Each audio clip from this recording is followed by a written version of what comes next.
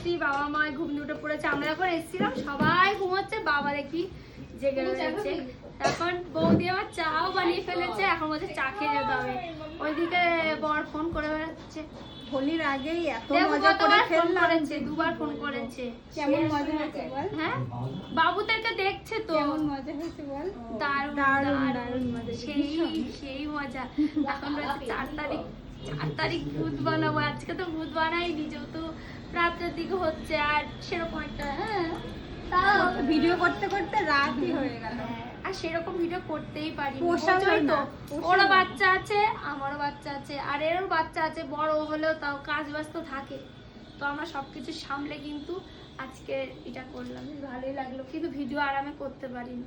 আর একটু সময় লাগতো, আর একটু ভালো করে করতে চেয়েছিলাম, হয়নি। যেমন তেমন হয়ে গেছে। কেমন দেখতে দেখো। লাগাবো